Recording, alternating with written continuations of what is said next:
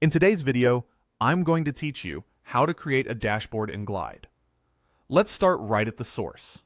Open your browser, go to the Glide website, and sign in.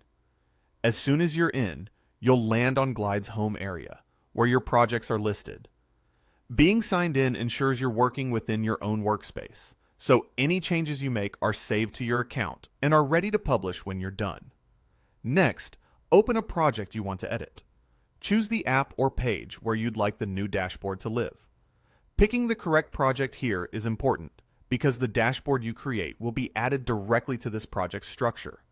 Once the project loads, you'll see the main editor with the preview area and the tools you'll use along the sides. Now look to the left sidebar. Find the Add icon, which appears as a small plus symbol. This icon is your shortcut for creating new parts of your app, and it keeps things organized. Click that Add icon to bring up the options Glide provides for new screens or sections. From the options that appear, choose Dashboard.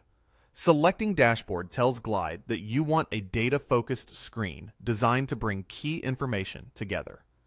After you choose it, Glide will create a fresh dashboard view in your project. You'll see a clean canvas and relevant settings on the right, letting you know you're in the right place to build insights. Dashboards are great for high-level overviews. Think summaries, quick metrics, and visualizations that help people understand what's happening at a glance. Even if you're just getting started, this layout gives you a solid structure for organizing information in a way that's easy to navigate. Take a moment to confirm the new dashboard appears in your project's navigation on the left and that its title and placement make sense for your users. When you're happy with how things look in the editor, go to the top right corner and click Publish. Publishing makes your changes live, so your audience can access the new dashboard right away. Glide may show you a confirmation or a link to your live app after this step.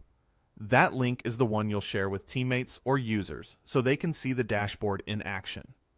Thanks for watching this step-by-step Glide tutorial.